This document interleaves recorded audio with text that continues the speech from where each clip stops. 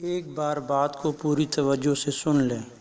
عقل مند کے لیے اشارہ کافی ہے، آخر تک ضرور سنیے گا۔ السلام علیکم ورحمۃ اللہ وبرکاتہ۔ یہ آج کل دور حاضر میں جو فتنہ کھڑا ہوا ہے، شف والی سرکار، پیر حق خطیب، ہر کوئی اٹھ رہا ہے، خود کو پیر بنا رہا ہے۔ اقرار الحسن اسے ایکسپوز کرنے میں لگا ہوا ہے، جبکہ اس کی خاطر خواہ جو ہے نا وہ امداد نہیں کی جا رہی جس طرح کی کرنی چاہیے۔ اب جب پیر حق خطیب سے اقرار الحسن مناظرے کے لیے گیا تھا تو آپ صاف دیکھ سکتے ہیں کہ وہ بسم اللہ کو بسم اللہ کر رہا تھا، مطلب وہ کچھ پڑھ نہیں سکتا۔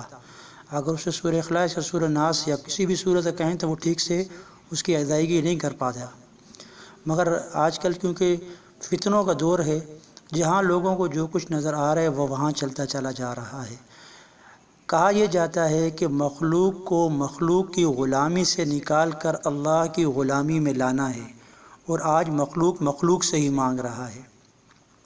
تو میری گزارش یہ تھی کہ جتنے بھی لوگ اللہ کے در کو چھوڑ کر جا رہے ہیں، یہ در بھٹک رہے ہیں۔ صحت دینے والا اللہ ہے، عزت ذلت صحت بیماری خوشی غمی کا مالک اللہ ہے، اور اللہ تک پہنچنے کا راستہ ہمیں محمد رسول اللہ صلی اللہ علیہ وسلم نے بتایا ہے، اور پیارے نبی صلی اللہ علیہ وسلم نے بیت اللہ سے لے کر بیت الخلاء تک سب کچھ بتا دیا، سر کے بالوں سے لے کر پاؤں کے ناخن تک سب بتا دیا۔ جب کوئی انسان بیمار ہوتا ہے یا اس کے سر میں درد ہے، ہم کسی سے دم کراتے ہیں، دم کرانا ٹھیک ہے، مگر اس وقت وہ اپنی تکلیف کا خود سب سے بڑا جو ہے نا دم کرنے والا ہے۔ سورہ فاتحہ ام الشفا ہے، اول آخر درود شریف پڑھ کر سورہ فاتحہ پڑھ لے اور پھر پھونک مار لے۔ اللہ کی ذات عالی پر یقین کا آ جانا بڑی عجیب سی بات ہے، ذرا اس کو توجہ سے سن لیں۔ ایک شخص بیمار ہوا، زمین پر لیٹا ہوا تھا، پیٹ میں درد تھا، بڑی تکلیف میں تھا، تو بہت سے لوگ جمع ہوئے، مسجد کا قاری بھی آیا، اس نے پیٹ پر ہاتھ رکھا اس شخص کے اور کچھ پڑھ کر پھونکا، سورہ فاتحہ پڑھ کر پھونکی، ٹھیک نہیں ہوا۔ دوبارہ پڑھ کر پھونکا، ٹھیک نہیں ہوا۔ تیسری بار پڑھ کر پھونکا، ٹھیک نہیں ہوا۔ اسی مجلس میں ایک لڑکا نوجوان کھڑا تھا، اس نے کہا کہ حضرت میں پڑھ کر پھونک دوں؟ کہا بھائی جب ہم سے نہیں ہوا تم کیا کرو گے؟ کہا چلو بھائی تم بھی آ جاؤ۔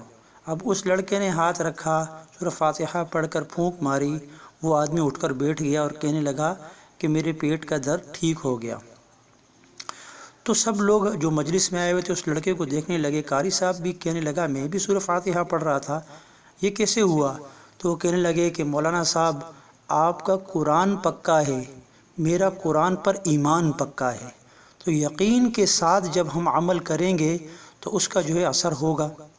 موسیٰ علیہ السلام کے دور میں پیٹ میں درد ہوا موسیٰ علیہ السلام کو، موسیٰ علیہ السلام نے اللہ پاک سے عرض کی، کلیم اللہ تھے، اللہ سے کلام کرتے تھے، اے میرے اللہ میرے پیٹ میں درد ہے، میں کیا کروں؟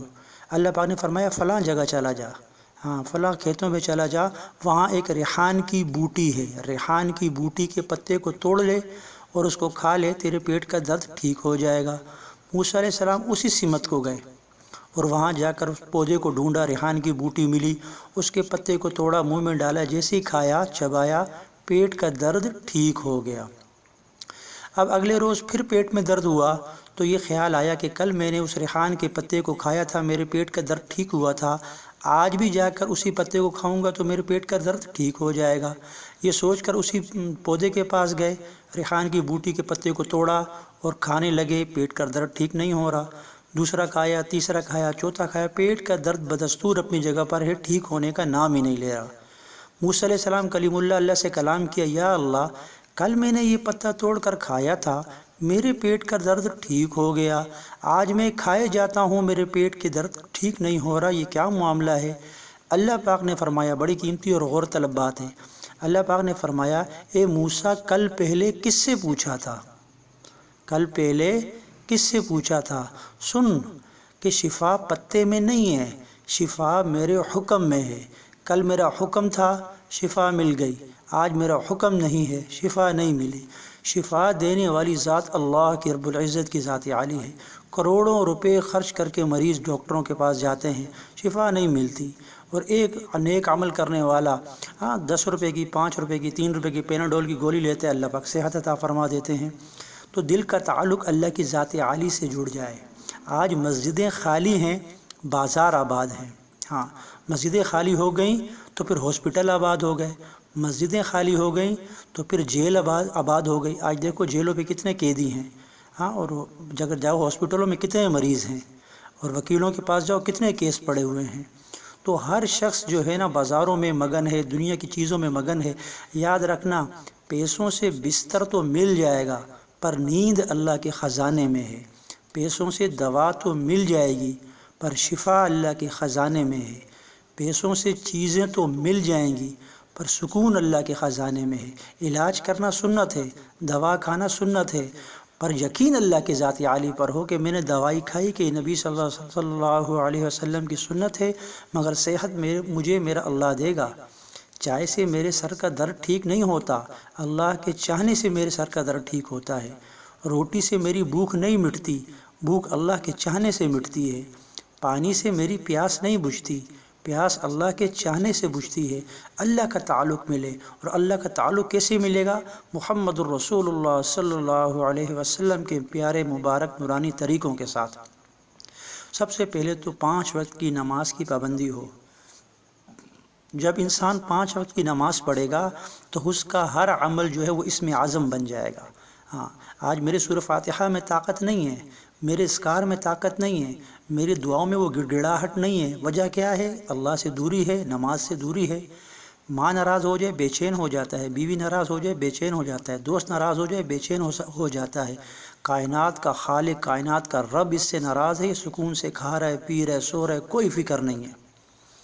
اللہ کے بنائے ہوئے رشتوں کی فکر میں لگا ہوا ہے کہ یہ ناراض نہ ہو جائیں، اور ان رشتوں کو بنانے والا اللہ وہ ناراض ہے، اس کی فکر نہیں کر رہا۔ میرے دوستو، ماں کو منانا مشکل ہے، اللہ کو منانا بڑا آسان ہے۔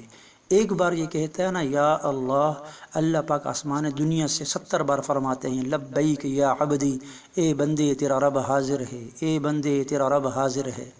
تو رمضان کی مبارک گھڑیاں ہیں، کوئی بھی گھڑی ہو، رات کے ٹائم، دن کے ٹائم، دل میں دعا مانگے، ہاں، با زبان حال مانگے، اونچی آواز سے نیچی آواز سے، اللہ پاک سننے والے ہیں، دینے والے ہیں۔ تو سب سے پہلے 5 وقت کی نماز پر آنا ہے۔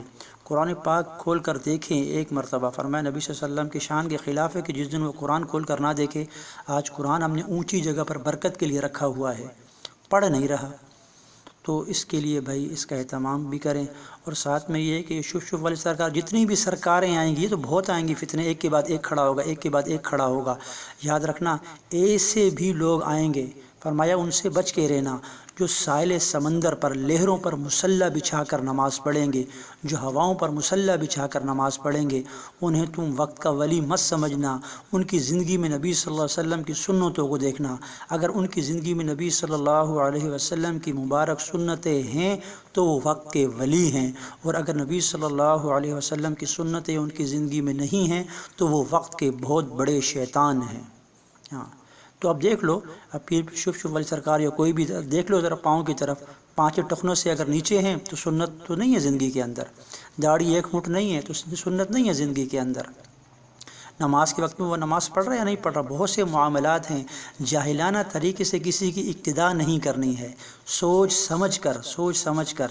اور سب سے پہلے تو یہ ہے کہ مصلی بچھائے، 2 رکعت نفل صلاۃ و حاجت پڑھے۔ نبی کریم صلی اللہ علیہ وسلم نے فرمایا، جس کا مفہوم ہے جس شخص کو کوئی بھی حاجت ہو، اس کا تعلق اللہ سے ہو یا کسی انسان سے ہو، اس کو چاہیے کہ وہ اچھی طرح وضو کرے، پھر 2 رکعت نفل صلاۃ و حاجت کے پڑھے، اس کے بعد اللہ کی حمد و ثنا بیان کرے اور مجھ پر درود پڑھے، اور صلاۃ و حاجت کی جو دعائیں وہ پڑھ کر دعا مانگے، اللہ پاک اس کی حاجت کو ضرور ضرور پورا فرمائیں گے۔ یاد رکھنا، زمین و آسمان ٹکڑے ٹکڑے ہو سکتے ہیں، مگر پیارے نبی صلی اللہ علیہ وسلم نے جو اپنے منہ مبارک سے فرمایا وہ غلط ہو نہیں سکتا۔ محمد الرسول اللہ صلی اللہ علیہ وسلم کا جو ہے نا یقین، یہ ایمان کا حصہ ہے۔ تو بھئی ہم اپنے جو ہے نا اعمال، جو اپنی زندگی کے جو اعمال ہیں، وہ ہم اعمالوں کے ذریعے سے، نبی صلی اللہ علیہ وسلم کی سنتوں کے ذریعے سے پورا فرق کریں۔ اللہ پاک ہم سب کو عمل کرنے کی توفیق عطا فرمائے اور ان فتنوں سے بچنے کی توفیق عطا فرمائے۔ اس کے لیے اللہ پاک سے مانگتے ہیں، اللہ پاک سب کو عمل کرنے کی توفیق عطا فرمائے۔ السلام علیکم ورحمۃ اللہ وبرکاتہ۔ ایک بار بات کو پوری توجہ سے سن لیں، عقل مند کے لیے اشارہ کافی ہے، آخر تک ضرور سنیے گا۔ السلام علیکم ورحمۃ اللہ وبرکاتہ۔ یہ آج کل دور حاضر میں جو فتنہ کھڑا ہوا ہے، شف شف والی سرکار، پیر حق خطیب، ہر کوئی اٹھ رہا ہے، خود کو پیر بنا رہا ہے۔ اقرار الحسن اسے ایکسپوز کرنے میں لگا ہوا ہے۔